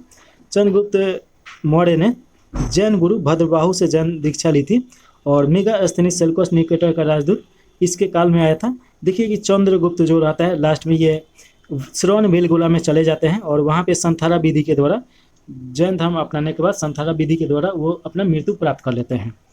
चलिए इसके बाद अगला क्वेश्चन है, अच्छा यहाँ पे दिया ही है, मेगास्थनीज द्वारा लिखित पुस्तक इंडिका है और देखिए कि बिंदुसार को अमित घात या शत्रु विनाशक के नाम से जाना जाता है। बिंदुसार आजीवक संप्रदाय के अनुयायी थे और आजीवक संप्रदाय की स्थापना मखली पुत्र गोसाल के द्वारा किया गया है। वायु पुराण में बिंदुसार को भद्रसाल कहा गया है। बिंदुसार के दरबार में डाइमेकस नामक राजदूत रहता था। अशोक की माता का नाम सुभाद्री था। दिव्य दान के अनुसार मास्की, गुजरा और नेतु तथा उडगे गोलम लेखों में अशोक का नाम अशोक मिलता है।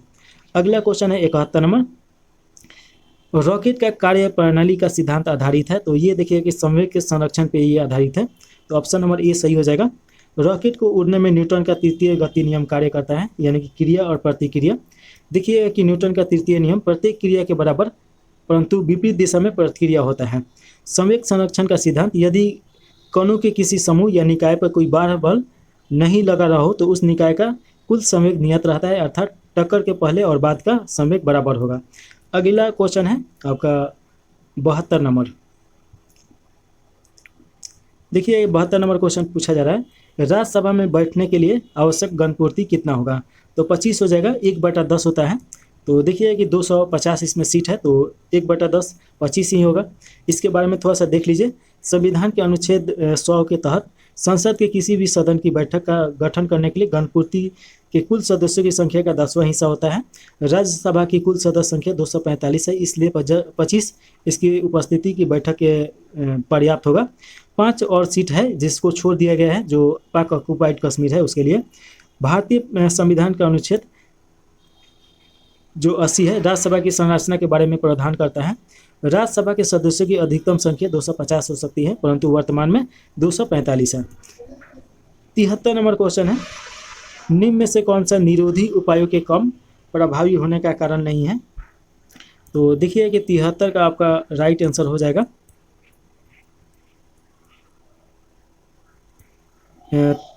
निम्न में से कौन सा निरोधी उपायों के कम प्रभावी होने का कारण नहीं है? तो काफ़ी योजनाएं परस्पर वाही, तो ऑप्शन नंबर बी सही हो जाएगा।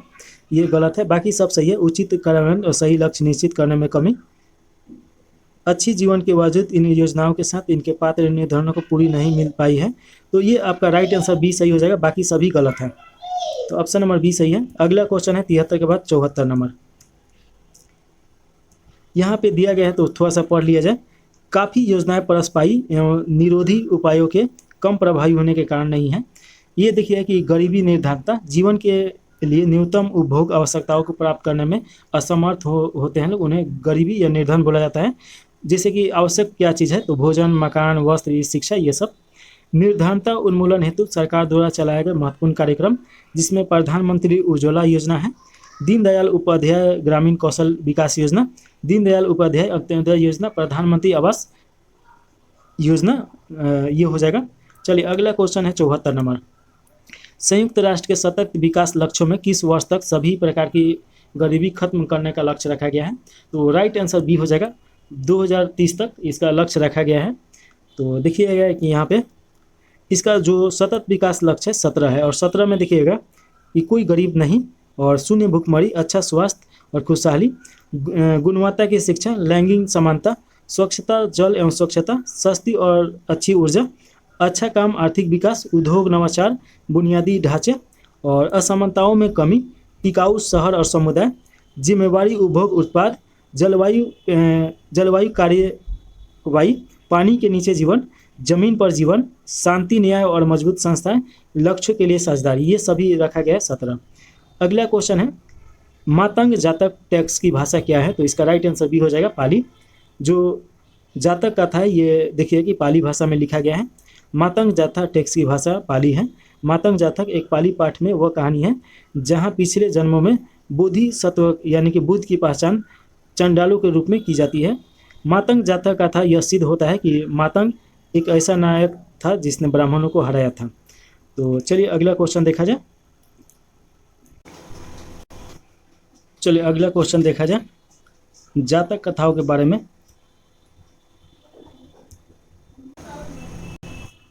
चलिए देखिए जातक कथाओं के बारे में कुछ बातें हैं। जातक कथाओं में बुद्ध को कभी कभी जानवर के रूप में भी दिखाया गया है। तो ये सब पढ़ लीजिए, यहाँ से क्वेश्चन थोड़े ना आएगा। सिर्फ ये याद रखिए जातक कथा बुद्ध के पुनर्जन्म की कहानी है। अगला क्वेश्चन है 76 नंबर, निम्नलिखित में से किसने पुष्टि मार्ग सिद्धांत दिया था? तो इसका राइट आंसर सी हो जाएगा, वल्लभाचार्य हो जाएगा। तो पुष्टि मार्ग का सिद्धांत महाप्रभु वल्लभ भाई चार्य ने दिया था। श्री भद्वाचार्य का जन्म 1479 ईस्वी में चंपारण देखिए कि रायपुर प्रांत में हुआ था। इनके पिता का नाम लक्ष्मण भट्ट था और माता का नाम इल्मा था, इल्मा गारू। तो ये याद रखेगा। चलिए अगला क्वेश्चन देखा जाए, एक आदर्श गैस में अनुदैर्घ्य तरंगों की चाल दी जाती है। तो इसका राइट आंसर डी हो जाएगा, P/Q हो जाएगा। तो ऑप्शन नंबर डी सही है। अगला क्वेश्चन है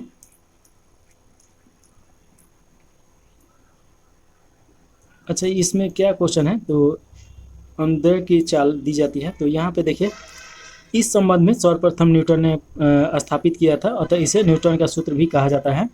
ध्वनि निर्वात में गमन नहीं करती है तथा ध्वनि की चाल बढ़ते क्रम में देखिएगा कि गैस में सबसे कम होगा, द्रव में, उसके बाद ठोस में सबसे ज़्यादा होता है।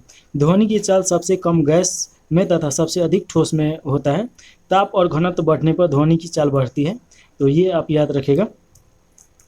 और देखिए कि माध्यम में चाल देखिएगा कि वायु में 0 डिग्री पे 331 मीटर सेकेंड होता है, वायु में 20 डिग्री पे 343 और हीलियम में देखिएगा कि 965, हाइड्रोजन में 1284 हो जाएगा और गैस ये हो गया। और द्रव में देखिएगा कि जल में 0 डिग्री सेल्सियस पे 1402 हो जाएगा और 20 डिग्री में देखिएगा 1482, समुद्री जल में देखिए 1522, एल्युमिनियम में देखिएगा ठोस में तो 6420 और कॉपर यानी तांबा में देखिएगा 3560, स्टील में देखिएगा 5941, ग्रेनाइट में देखिएगा 6000 और वाल्केनाइट रबर में 54 हो जाएगा। चलिए अगला क्वेश्चन है 78 नंबर, निम्न में से कौन सा क्रम सापेक्ष साइज को गलत दिखाता है? तो इसका राइट आंसर बी हो जाएगा। इसमें देखिए CSI और ये दिया गया है। तो थोड़ा सा इसके बारे में देखा जाए।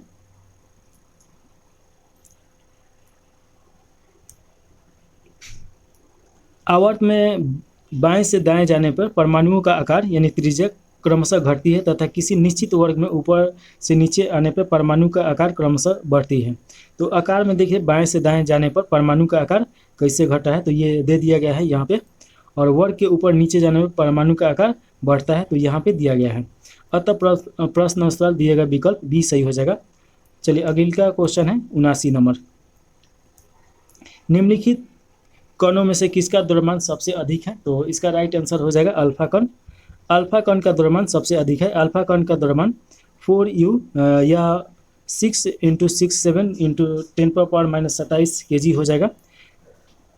ट्राइटियम हाइड्रोजन का समस्थानिक है, इसका द्रव्यमान 3.016 U हो जाएगा। देखिए कि अल्फा कण धन आवेशित कण है। यह एक हीलियम परमाणु के नाभिक के समान होता है जिसमें 2 प्रोटॉन और 2 न्यूट्रॉन होते हैं। इस कण की खोज और नामकरण अर्नेस्ट रदरफोर्ड 1899 ईस्वी में किए थे। तो ये याद रखेगा। कैलेमाइज एक खनिज है जिसमें होता है। तो इसमें क्या होता है? तो जिंक देखिएगा कि जिंक ऑक्साइड होता है। तो इसमें देखिए जिंक कार्बोनाइट होता है, जिंक ऑक्साइड सबसे अधिक जिंक कार्बोनेट के रूप में पाया जाता है जिसे केलेमाइट या स्थमित स्टोन के रूप में भी जाना जाता है। केलेमाइन प्राथमिक जिंक सल्फाइड है। खनिज स्पेलेराइट ये परिवर्तन से प्राप्त होता है। यह सामान्यतः एक गहरा भाग या काला हो जाएगा, अत्यधिक चमकदार खनिज होता है। जिंक जस्ता के अयस्क जिंक देखिएगा कि जिंकाइट देखिएगा, जिंक ब्लेड केलेमाइट इतना होता है। जिंक सल्फेट को सफ़ेद थोड़ा और सफ़ेद कशिश के रूप में भी जाना जाता है। जिंक ऑक्साइड को फिलोसर वुल या जिंक वाइट कहा जाता है। जिंक फॉस्फाइड का उपयोग चूहा के विष को रूप में प्रयोग किया जाता है चूहा मारने में। खनिज भूपट्टी के प्राकृतिक रूप से पाए जाने वाले तत्व या यौगिक को खनिज कहते हैं। अयस्क का मतलब क्या होता है कि वे खनिज जिसमें धातुओं को सुगमतापूर्वक तथा लाभदायकारी रूप में निष्कर्षण किया जा सकता है अयस्क कहलाता है। देखिए कि धातु जो है जिंक देखिए कि इसका अयस्क केलेमाइन है, जिंक ब्लेड है और जिकाइट है। सिल्वर का देखिएगा कि नेटिव सिल्वर, अर्जेंटाइन और हर्न सिल्वर हो जाएगा। एल्युमिनियम का बक्साइड, क्रायोलाइट और कोडर्मन हो जाएगा और डायोसोर हो जाएगा। चलिए अगला क्वेश्चन देखिए 81 नंबर। 77वें कांस फिल्म फेस्टिवल में निम्नलिखित में से किस भारतीय अभिनेत्री को ऑन स्टेट रिवॉर्ड श्रेणी में सर्वश्रेष्ठ अभिनेत्री का पुरस्कार मिला है? तो अनसुरिया सेनगुप्ता को दिया गया है, तो ये याद रखेगा। देखिए कि अनसुरिया सेनगुप्ता द सिमलेस में अपने प्रदर्शन के लिए अनसर्टेन रिगार्ड श्रेणी में सर्वश्रेष्ठ अभिनेत्री का पुरस्कार जीतने वाली पहली भारतीय बनी है। पामे डी ओर पुरस्कार सर्वश्रेष्ठ फिल्म पुरस्कार है, ये अनोरा। और सर्वश्रेष्ठ अभिनेता जेसी फ्लेमंस है। सर्वश्रेष्ठ अभिनेत्री एमिलिया परेज है। सर्वश्रेष्ठ निर्देशक मिगुलर गोन्स है। और पायल कपाड़िया निर्देशित भारतीय फिल्म ऑल बी इमेजिंग इस लाइट के ने ग्राफ प्रिक्स पुरस्कार जीता है, तो ये याद रखेगा। फ्रेंच ओपन टूर्नामेंट 2024 में पुरुष एकल का खिताब किसने जीता है? तो राइट आंसर आपका बी हो जाएगा, कार्लोस अल्कराज हो जाएगा। चलिए अगला क्वेश्चन देखिए 83 नंबर। यदि उत्तर पश्चिम दक्षिण बन जाए और दक्षिण पश्चिम पूर्व बन जाए इसी क्रम में अन्य भी, तो दक्षिण का क्या हो जाएगा? तो देखिए कि दक्षिण का उत्तर पूर्व हो जाएगा। यहाँ पे बना के दिखाया गया है, ये आपका रीजनिंग का क्वेश्चन है। चलिए अगले का 84 नंबर क्वेश्चन पूछा जा रहा है। बिहार के निम्नलिखित जिला में से कौन सा बिहार के नक्शे पर सर्वाधिक पूर्व में है? तो इसका राइट आंसर ए हो जाएगा, किशनगंज। देखिए कि किशनगंज जिला सर्वाधिक पूर्व में है। कैमूर बिहार का सर्वाधिक पश्चिमी जिला है। और देखिए पश्चिम चंपारण सर्वाधिक उत्तरी जिला। गया आपका सर्वाधिक दक्षिणी जिला हो जाएगा। बिहार में कुल 38 जिले हैं, तो ये आप याद रखेगा। अगला क्वेश्चन है 85 नंबर। प्रति चुंबकीय पदार्थ की चुंबकीय प्रकृति होती है, तो ऋणात्मक होता है। ऑप्शन नंबर बी सही हो जाएगा। चलिए इसके बाद अगला जो क्वेश्चन है, अच्छा ये चुंबक के बारे में पूरी तरीके से दिया गया है, तो ये आप पढ़ लीजिएगा और इसको हम आगे विस्तार रूप में पढ़ा देंगे। तो थोड़ा सा हम यहाँ पे आपको बता देते हैं जो इम्पोर्टेंट है। चुंबक के गुण। चुंबकीय सदैव लोहे के पदार्थ को आकर्षित करता है। चुंबक को तोड़ने पे हमेशा चुंबक प्राप्त होता है या पूर्ण चुंबक प्राप्त होता है। चुंबक में चुंबकीय गुण सदैव ध्रुवों पर ज़्यादा होता है। स्वतंत्र चुंबकीय ध्रुव का कोई अस्तित्व नहीं होता है। किसी चुंबक को पीटने या गर्म करने पर उसका चुंबकीय शक्ति नष्ट हो जाती है, तो ये याद रखेगा। चुंबकीय सुई उत्तर की तरफ संकेत करती है। मुक्त रूप से लटकी हुई चुंबकीय सुई का अक्ष भौगोलिक अक्ष के साथ 18 डिग्री कोण बनाती है। 86 नंबर क्वेश्चन है। 12 जनवरी 2019 तक भारतीय संविधान में कितने संशोधन हो चुके हैं? तो 103 हो चुका है, तो राइट आंसर आपका सी सही हो जाएगा। थोड़ा सा इसके बारे में देखा जाए कि 124वां संविधान संशोधन विधेयक 103वां संविधान संशोधन विधेयक से संबंधित है, ये याद रखेगा। और जो 100वां संविधान संशोधन विधेयक है तो ये बांग्लादेश से संबंधित है, भारत और बांग्लादेश से, तो ये आप याद रखेगा। और 103वां संविधान संशोधन जो विधेयक है ये राष्ट्रपति की स्वीकृति, अच्छा ये थोड़ा सा इसमें हम आपको समझाएं कि देखिए 100वां जो संविधान संशोधन विधेयक है ये बांग्लादेश को कुछ भूमि दिया गया है उससे संबंधित है। चलिए अगला क्वेश्चन दिया देखा जाए 87 नंबर। इस संविधान को अंगीकृत, अधिनियमित और आत्मित करते हैं। इस वाक्य का उल्लेख संविधान के किस भाग से है? तो ये तो प्रस्तावना से है। ऑप्शन नंबर सी सही हो जाएगा। प्रस्तावना स्टार्ट ही होता है, तो ये आप देखिए कि हम और भारत के देश इससे स्टार्ट होता है। थोड़ा सा प्रस्तावना के बारे में अगर जाना जाए तो प्रस्तावना जो लिया गया है अमेरिका के संविधान से लिया गया है, लेकिन जो इसका भाषा है ये ऑस्ट्रेलिया के संविधान से लिया गया है। प्रस्तावना संविधान का आईना है। इसमें थोड़ा सा हम आपको बताते हैं कि देखिए प्रस्तावना क्यों लाना पड़ा। जब संविधान सभा के द्वारा जब संविधान बनाना स्टार्ट किया गया तो वहाँ पे एक प्रश्न चिन्ह उठना स्टार्ट हुआ कि संविधान हम लोग का कैसा होना चाहिए। तो कोई ना कोई, जैसे हम लोग कोई काम करते हैं लोग, तो उस काम का क्या तरीका होना चाहिए, तो वो इसका एम क्या होना चाहिए। तो समझिए कि प्रस्तावना जो है ये संविधान का एम था। और देखिए कि इसे बोला भी, आपसे क्वेश्चन भी पूछा जाता है कि संविधान की आईना किसे कहते हैं, तो प्रस्तावना को बोला जाता है। देखिए कि 13 दिसंबर 1946 को संविधान सभा के पटल पे जवाहरलाल नेहरू के द्वारा रखा गया था, तो ये याद रखेगा। और जो हम बताए हैं वही यहाँ पे दिया गया है। अगला क्वेश्चन है 88 नंबर। कौन सी संस्था स्टॉक एक्सचेंज को नियमित करने और संबंधित कानून बनाने की कमेटी के सुझाव पर विचार करता है? तो राइट आंसर सेबी हो जाएगा। देखिए कि ऑप्शन में कहाँ दिया गया है। अच्छा इसमें तो सेबी दिया ही नहीं है ऑप्शन में। स्टॉक एक्सचेंज को ऐसे सेबी ही कार्यान्वित करता है, तो यहाँ पे सेबी नहीं दिया गया है, तो राइट आंसर संसद हो जाएगा, क्योंकि कोई भी कानून तो संसद ही बनाता है लोग। स्टॉक एक्सचेंज के संबंधित कानून बनाने की कमेटी के सुझाव संसद के विचार विमर्श करती है। स्टॉक एक्सचेंज एक केंद्रीय स्थान है जहां सार्वजनिक रूप से कारोबार करने वाली कंपनियों के शेयर खरीदने और बेचे जाते हैं। भारत में स्टॉक एक्सचेंज को सेबी द्वारा नियमित किया जाता है। भारत के में प्रमुख 2 स्टॉक एक्सचेंज हैं, जो एनएसई है और बीएसई है। देखिए कि एनएसई की स्थापना 1992 में और बीएसई की स्थापना 1975 में किया गया था। सेबी का फुल फॉर्म होता है security exchange board of India, और इसका स्थापना देखिएगा कि वैधानिक रूप से 1988 में किया गया। इसका मुख्यालय मुंबई में है। सेबी का कार्य अगर देखा जाए तो प्रतिभूतियों में निवेशकों के हितों की रक्षा करना, प्रतिभूतियों बाजार के विकास को बढ़ावा देना, विनियमित करना और उससे संबंधित विषयों को निपटारा करना। देखिए कि स्टॉक मार्केट तथा सेबी सभी संस्थाएं संसदीय के तहत ही कार्य करती है, तो ये याद रखिएगा। 89 नंबर क्वेश्चन है, निम्नलिखित में से किसमें सबसे ज़्यादा न्यूट्रोफिल यानी न्यूट्रोफिल प्रतिशत में पाया जाता है? तो सबसे ज़्यादा किस में पाया जाता है? तो WBC हो जाएगा, वाइट ब्लड सेल हो जाएगा। ये RBC का मतलब रेड ब्लड सेल होता है, और ये प्लाज्मा प्लेटलेट्स है। तो इसके बारे में थोड़ा डिटेल में देखा जाए। देखिए कि न्यूट्रोफिल कोशिकाएं कुल श्वेत रक्त कोशिकाओं की संख्या के 55 से 70% हिस्सा बनाती हैं। श्वेत रक्त कोशिकाओं में संरचना के आधार पर 2 श्रेणियों को बांटा गया है। एक कणिकामय श्वेत रक्ताणु हो जाएगा, कणिका विहीन श्वेत रक्ताणु दूसरा का हो जाएगा।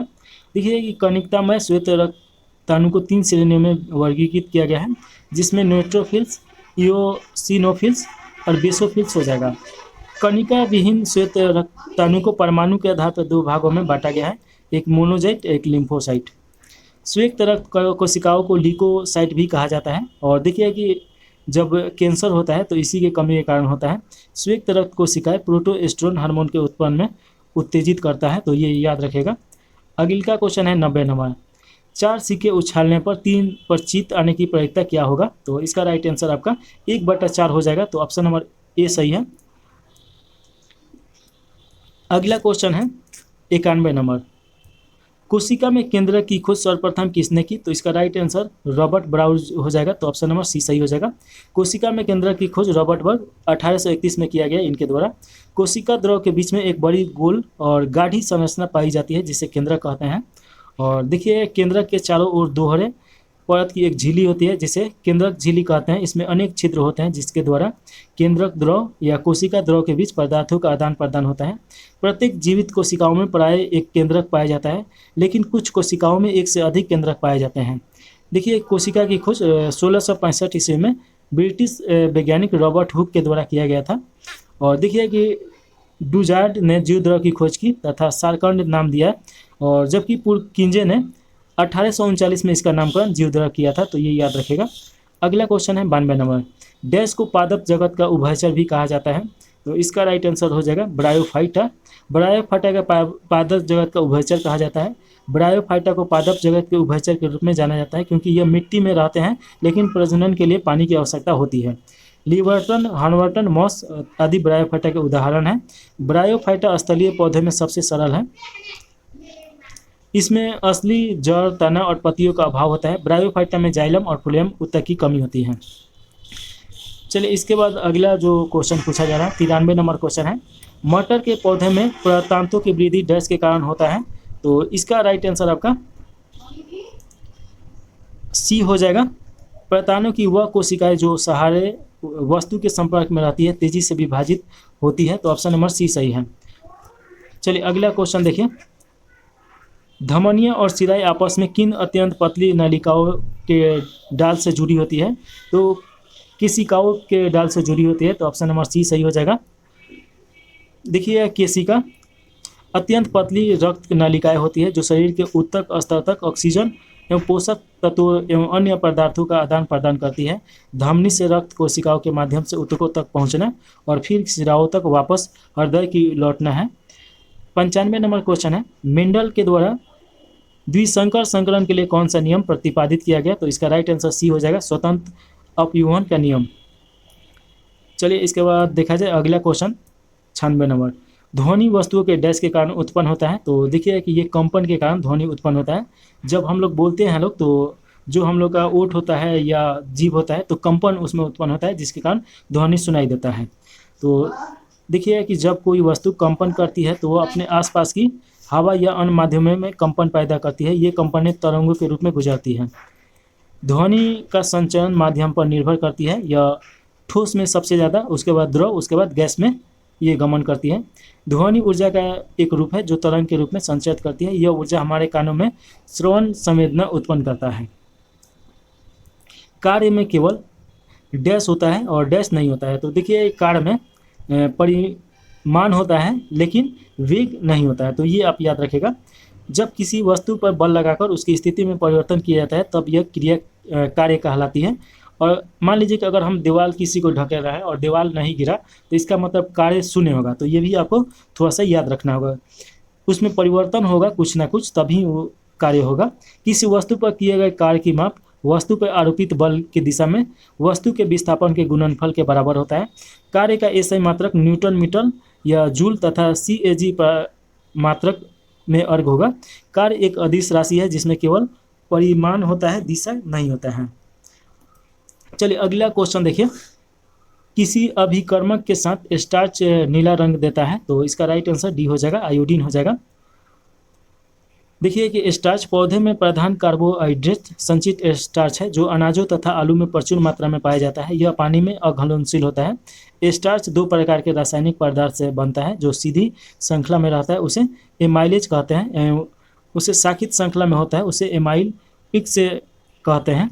आलू एवं अनाजों में पाए जाने वाले स्टार्च 15 से 20% एमाइलेज एवं 80 से 85% एमाइलेपेक्सिस रहता है। ये दोनों एक से अल्फा के संयोजक से बनते हैं। सीधी श्रृंखला 104 बंधन तथा शास्त्रीय संख्या 106 बंधन बनता है। तो देखिए अगले का क्वेश्चन 99 नंबर है। कोशिका में केंद्रक का क्या कार्य है। तो कोशिका में केंद्रक का कार्य देखिएगा कि कोशिकीय गतिविधि का नियंत्रण और पदार्थ का संग्रहण का कार्य है। तो ये याद रखिएगा। चलिए इसके बारे में डिटेल में थोड़ा सा देख लिया जाए। केंद्रक कोशिका गतिविधियों का नियंत्रण और पदार्थ के संग्रहण का कार्य करता है। केंद्रक कोशिका का मस्तिष्क या नियंत्रण केंद्र है। कोशिका में केंद्रक की खोज रॉबर्ट ब्राउन ने 1831 में किया था। केंद्रक में देखिए क्रोमोसोम तथा जीन उपस्थित रहता है। केंद्रक निम्नलिखित 4 भागों से मिलकर बना है। तो देखिए कि केंद्रक झिल्ली हो जाएगा। ये दोहरी परत की एक झिल्ली होती है जो केंद्रक के चारों ओर घेरे रहती है। इसके द्वारा केंद्रक जीव द्रव से पृथक होता है। केंद्रक द्रव देखिए, केंद्रक के अंदर गाढ़ा अर्ध तरल और पारदर्शी द्रव पाया जाता है जिसे केंद्रिका द्रव कहा जाता है। और केंद्रिका देखिए, केंद्रक के अंदर केंद्रक द्रव में एक छोटी गोलाकार झिल्ली रहित रचना पाई जाती है, इसे केंद्रिका कहते हैं। कोशिका विभाजन में इसका विशेष महत्व है। क्रोमैटिन जालिका देखिए कि केंद्रक द्रव में अत्यधिक महीन और विस्तृत धागेनुमा संरचना पाई जाती है जिन्हें क्रोमैटिन जाल कहा जाता है। विभाजन के समय यही क्रोमैटिन जाल संघनित व व्यवस्थित होकर मोटी छड़ जैसे हो जाती है। 100 नंबर क्वेश्चन पूछा जा रहा है, 100वां नंबर क्वेश्चन है और लास्ट क्वेश्चन है। कौन सा ऊतक शरीर की सतहों और रक्त या परत को ढकने के लिए उत्तरदायी है। तो राइट आंसर हो जाएगा उपकला ऊतक हो जाएगा। देखिएगा उपकला ऊतक के बारे में, इपिथेलियल टिश्यू इसे बोला जाता है। यह ऊतक शरीर के बाह्य आवरण की रक्षा करता है, साथ ही श्रवण, उत्सर्जन, संवेदन और शोषण की क्रिया को पूर्ण करने में सहायता करता है। यह शरीर के कुछ आंतरिक अंगों को ढकने का भी काम करता है। तो इस प्रकार देखिए कि हम लोग टोटल क्वेश्चन देख लिए लोग, इसमें 100 क्वेश्चन जो है। और आप कोई भी सलाह दे सकते हैं कमेंट बॉक्स में कि कैसे पढ़ाया जाए या कोई भी सलाह जो आपका हो तो ज़रूर कमेंट बॉक्स में कमेंट कीजिए। और क्वेश्चन मतलब इसको लाइक करके ही जाइए, लाइक और शेयर करके। चलिए यहीं पे समाप्त कर दिया जाए। जय हिंद, जय भारत, जय बिहार।